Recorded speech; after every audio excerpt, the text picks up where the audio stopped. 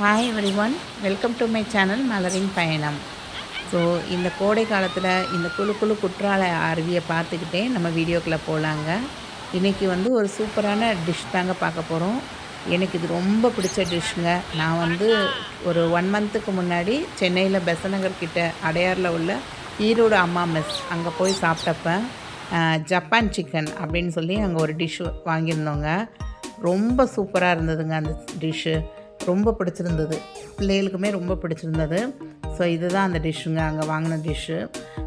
பரோட்டா ஏதாவது சைடு டிஷ்ஷாகவும் வச்சு சாப்பிட்லாம், நேராகவும் சாப்பிட்றதுக்கு நல்லா இருந்தது. ஸோ அந்த டிஷ்ஷை தான் நான் வீட்டில் வந்து நேற்று ரம்ஜானுக்கு ட்ரை பண்ணியிருந்தோம். ரொம்ப சூப்பராகவே வந்திருந்தது. ஸோ அதனால் உங்களோட அந்த ரெசிபியை ஷேர் பண்ணுறதுக்காக தான் இந்த வீடியோ எடுத்திருக்கேங்க. ஸோ இதுக்கான ஸ்பெஷல் அப்படின்னு சொல்லி எந்த ஒரு மசாலாவும் நமக்கு தேவையில்லைங்க, வீட்டில் உள்ள பொருட்களை வச்சே பண்ணிடலாம். இது வந்து கொஞ்சம் ரிச்சான டிஷ் தான். கொஞ்சம் பட்டரு, அதுக்கப்புறம் முந்திரி பருப்பு இதெல்லாம் சேர்ப்போம். அதனால் கொஞ்சம் ரிச்சாக தான் இருக்கும். பட் க்ரீமியாக ரொம்ப டேஸ்ட்டாக நல்லா வந்ததுங்க.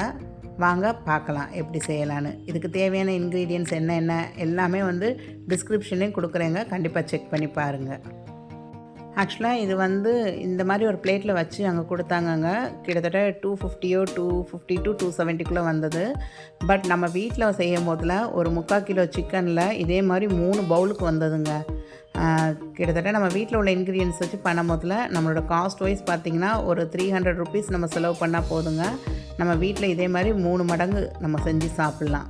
ஸோ நீங்கள் இந்த டிஷ் செய்கிறதுக்கு போன்லெஸ் அல்லது போன் எதுனாலும் எடுத்துக்கலாம். நான் வந்து கொஞ்சம் போன்லெஸ்ஸாக ப்ரெஸ்ட் பீஸு அந்த மாதிரி உள்ளது தான் பார்த்து எடுத்துக்கிட்டேன். ஏன்னா நாங்கள் பிரியாணியும் செஞ்சோம் இன்றைக்கி ரம்ஜானுக்கு.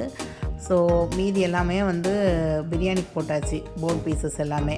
ஸோ கொஞ்சம் போன் இல்லாத பீசஸை வந்து சின்ன சின்னதாக கட் பண்ணிக்கிட்டேன். ஸோ இந்த நைஃப் வந்து மீஷோவில் வாங்கினது தாங்க. இது கொஞ்சம் பெரிய நைஃபாக இருக்கும். ஸோ நீங்கள் மட்டன் சிக்கன்லாம் கட் பண்ணுறதுக்கு ஈஸியாக இருக்கும் இந்த நைஃபு. ஸோ இது செய்கிறதுக்கு ரொம்பலாம் டைம் எடுக்காதுங்க. ஒரு 1/2 ஹவருக்குள்ளே நீங்கள் கம்ப்ளீட் பண்ணிடலாம். ஏன்னா கொஞ்சம் நேரம் ஒரு 15 மினிட்ஸ் இது ஊறணும். இதுக்கு வந்து நான் அவுட்டர் கோட்டிங்க்கு வந்து மைதா மாவு ஒரு கரண்டி, அந்த ஒரு கரண்டி வச்சுருக்கேன் பார்த்திங்களா, அதில் மைதா மாவு ஒரு கரண்டி, கார்ன்ஃப்ளவர் மாவு ஒரு கரண்டி எடுத்திருக்கேன். அதே மாதிரி ஒரு டேபிள் ஸ்பூனு மிளகு சீரகம் 2 சேர்ந்து மிக்ஸ் ஆனது அது. அப்புறம் தேவையான அளவு உப்பு, கொஞ்சோண்டு இஞ்சி பூண்டு பேஸ்ட்டு ஆட் பண்ணி இது அவ்வளோத்தையும் மிக்ஸ் பண்ணணுங்க. ஸோ இதெல்லாம் இந்த இன்க்ரீடியன்ட்ஸ் எல்லாத்தையும் நம்ம அந்த மாவில் போட்டு மிக்ஸ் பண்ணி தேவையான அளவு தண்ணி தெளிக்க மட்டும் செய்யுங்க. தண்ணி சொல்லன்னு ஊற்றிடாதீங்க. தெளித்து நீங்கள் நல்லா அதை பிணைஞ்சி வச்சுக்கோங்க. ஸோ நல்லா பிணைஞ்சிட்டு ஒரு 15 மினிட்ஸ் மட்டும் ஊற வைங்கங்க. 15 to 30 மினிட்ஸ் கூட நீங்கள் ஊற வச்சுக்கலாம். நல்லாவே அந்த கிரேவி எல்லாமே இதாயிரும். இதில் வந்து காரம் வந்து அந்த பெப்பர் தான், நீங்கள் போடுற அந்த பெப்பர் தான் அந்த சிக்கனுக்கான காரம். அதுக்கப்புறமா நான் வந்து கடலை எண்ணெய் தாங்க, செக்கில் ஆட்டின கடலை எண்ணெய் தான் யூஸ் பண்ணியிருக்கேன். ஸோ அதனால் போட்டதும் நல்லா ரொம்ப நுரையாக வந்த மாதிரி வந்தது. நீங்கள் நல்லா பாருங்கள், அந்த சிக்கனை எடுத்ததும் அந்த நுரை எல்லாமே அடங்கிடும் உங்களுக்கு. கீழவும் ஒட்டலை. அந்த சட்டியில் போய் ஒரு சில நேரம் நம்ம சிக்கன்லாம் பொரிக்கிறோம்னா அந்த மேலே உள்ள அந்த கோட்டிங் போய் ஒட்டும் பார்த்திங்களா, அப்படிலாம் இது ஒட்டலை உங்களுக்கு. சூப்பராகவே வந்திருந்ததுங்க உங்களுக்கு. ஸோ இதே மாதிரி ஒரு 4-5 தடவை நான் போட்டு எடுத்தேன். ஸோ கடலை எண்ணெய் வந்து இவ்வளோ தான் யூஸ் பண்ணேன். உங்களுக்கு லாஸ்ட்லேயும் காமிக்கிறேன் இந்த எண்ணெய். இத்தனை தடவை யூஸ் பண்ணியும் அந்த எண்ணெய் வந்து கலர் சேஞ்சே ஆகலை உங்களுக்கு. ஸோ நீங்களும் யூஸ் பண்ணுறப்ப வீட்டிலலாம் செக்கில் ஆட்டின எண்ணெய் அந்த மாதிரி வாங்கி யூஸ் பண்ணுங்கங்க. ஸோ வெளியே அந்த க்ரீம் செய்கிறதுக்கு என்னென்ன தேவை அப்படின்னு பார்த்திங்கன்னா, ஒரு முந்திரி பருப்புங்க, ஒரு 15 முந்திரி பருப்பு எடுத்து வச்சுருக்கேன் நான், முழு முந்திரி பருப்பு. இதை வந்து மிக்ஸி ஜாரில் போட்டு கிரைண்ட் பண்ணி எடுத்துக்கிட்டேன் நான்.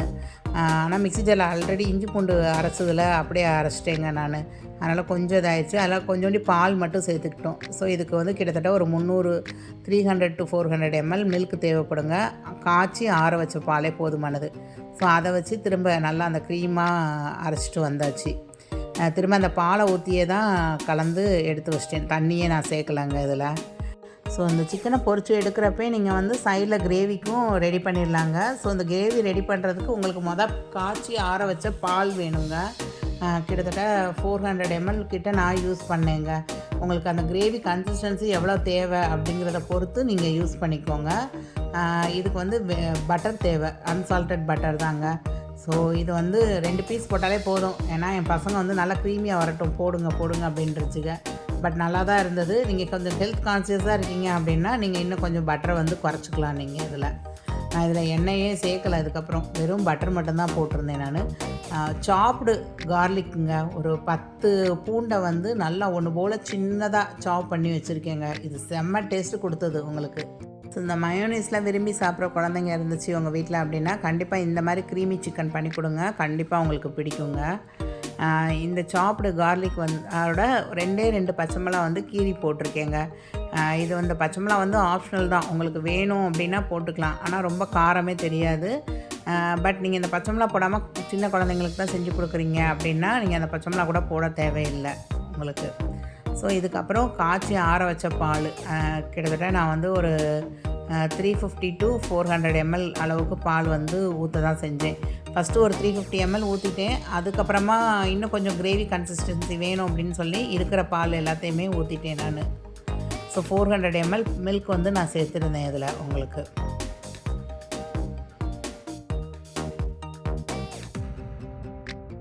ஸோ இந்த பாலை ஊற்றுனதும் நீங்கள் வந்து கொஞ்சம் ஒரு கொதி வர்ற வரைக்கும் அந்த பால் வந்து சுடட்டுங்க. அதுக்கப்புறமா நீங்கள் வந்து முந்திரி பருப்பு அரைச்சி வச்சுருக்கோம் பார்த்தீங்களா பேஸ்ட்டாக, அதை வந்து கலந்துக்கலாம் நம்ம இதில். ஸோ இது வந்து மேலே மிதக்கிறது வந்து அந்த வெண்ணெய் தாங்க, பட்டர் நம்ம சேர்த்தோம்னா அதுதான் அந்த எல்லோ கலரில் மிதக்கிறது. பட் ஒயிட்டாக நல்லா க்ரீமியாக தான் வரும் உங்களுக்கு. இந்த முந்திரி பருப்பு ஆட் பண்ணதுமே கொஞ்சம் கட்டி பிடிக்கிற மாதிரி இருக்கும் உங்களுக்கு, அப்படியே கொஞ்சம் திக்காக கிரேவி ஆகிற மாதிரி இருக்கும். ஸோ இந்த சமயத்தில் லைட்டாக கொஞ்சமாக சால்ட்டு, அதுக்கப்புறம் 1 ஸ்பூன் சுகர், நீங்கள் வந்து ஒரு டேபிள் ஸ்பூன் அளவுக்கு சுகர் நீங்கள் சேர்த்துக்கலாம் இதில் நீங்கள். ஸோ கிரேவி நல்லா நுரையா வர ஆரம்பிக்குங்க. கொஞ்சம் கட்டி தட்டுற மாதிரி இருக்கும், அதனால் நீங்கள் கிண்டிக்கிட்டே தான் இருக்கணும். ஸோ இந்த மாதிரி நல்லா கிரேவி வந்து நுர விட்டு வர்றப்ப நீங்கள் வந்து ஏற்கனவே பொரிச்சு வச்சுருக்கோம் பார்த்திங்களா, அந்த சிக்கனை போட்டுட்டு ஒரு 4 to 5 minutes நீங்கள் வந்து விட்டுறலாம், சிம்லேயே வச்சு கூட விட்டுறலாம். அது வந்து அந்த சிக்கனும் இந்த கிரேவியும் நல்லா பைண்ட் ஆகிக்கிடும் உங்களுக்கு. நல்லா சிக்கன் வந்து நல்லா சாஃப்டாகவும் ஆயிருங்க, ரொம்ப க்ரன்ச்சியாகவும் இருக்காது, நல்லா சாஃப்டாக ஆயிரும் உங்களுக்கு. இதில் ஒரு 5 to 8 minutes நீங்கள் வந்து சிம்லேயே வச்சு கூட நல்லாவே குக் பண்ணலாம். மூடி போட்டு நீங்கள் குக் பண்ணிங்க அப்படின்னா 5 to 8 minutes நல்லா ஆயிருங்க. அப்புறம் ஆஃப் பண்ணிவிட்டு ஒரு 10 minutes கழித்து பார்த்தீங்க அப்படின்னா நல்லாவே கோட் ஆகி சூப்பராக அந்த க்ரீமி சிக்கன் ரெடி ஆயிரும் நீங்கள். ஸோ நீங்கள் இதை வந்து லைட்டாக டேஸ்ட் பண்ணி பார்த்துக்கோங்க. உங்களுக்கு உப்பு, அந்த கொஞ்சம் லைட்டாக இனிப்பு டேஸ்ட் வரும் உங்களுக்கு, அந்த முந்திரி பருப்பு சீனி இதெல்லாம் சேர்த்துருக்கனால அது இருக்கும். ரொம்ப ரொம்ப டேஸ்ட்டாக இருக்குங்க. மயோனீஸ் சாப்பிட்ற மாதிரி தான். நான் ஆக்சுவலாக அம்மா மெஸ்ஸில் வந்து சாப்பிட்டப்ப இது மயோனீஸ் தான் போட்டிருக்காங்க அப்படின்னு நினச்சிருந்தேங்க. அப்புறம் இல்லை, இது வந்து மயோனீஸ்லாம் இல்லைங்க, இது வந்து க்ரீம் தான் அப்படின்னு அவங்க சொன்னாங்க. ஒரு க்ரீம் கன்சிஸ்டன்சிக்கு நாங்கள் செய்கிறது தான் அப்படின்னாங்க. ஸோ நானும் இதை வந்து யூடியூப்பில் தாங்க சர்ச் பண்ணி இந்த ரெசிபி எடுத்து செஞ்சுருந்தேன். பட் அவங்க செய்கிறப்ப இஞ்சி பூண்டு பேஸ்ட்லாம் போடல. ஆனால் எனக்கு வந்து சிக்கன் பொரிக்கிறப்ப கொஞ்சோண்டி நான்வெஜ்ஜுக்கு எப்போயுமே இஞ்சி பூண்டு பேஸ்ட் போட்டால் தான் எனக்கு திருப்தியாக இருக்கும். ஸோ அதனால் நான் என்னோடய ஸ்டைலில் தான் செஞ்சுருக்கேன். டேஸ்ட் வைஸ் எந்த மாற்றமும் இல்லைங்க, சூப்பராகவே இருந்தது. ஸோ நாங்கள் வந்து இதை வந்து பிரியாணிக்கு சைட் டிஷ்ஷாக வச்சு சாப்பிட்டோம். பட் அதை விட நைட்டு சப்பாத்திக்கு கிரேவியாக தொட்டு சாப்பிட்றப்ப நல்லா இருந்ததுங்க, சூப்பராகவே இருந்தது. ஸோ கண்டிப்பாக நீங்களும் இந்த டிஷ்ஷை ட்ரை பண்ணி பார்த்து கமெண்ட் பண்ணுங்கள். நீங்கள் வேறு எங்கேயாவது டேஸ்ட் பண்ணியிருக்கீங்கன்னா அதையும் எனக்கு கண்டிப்பாக சொல்லுங்கள். ஸோ நெக்ஸ்ட் ஒரு 4-5 வீடியோஸ்க்குள்ளே கண்டிப்பாக கிவ் அவே அனௌன்ஸ் பண்ணுவேங்க.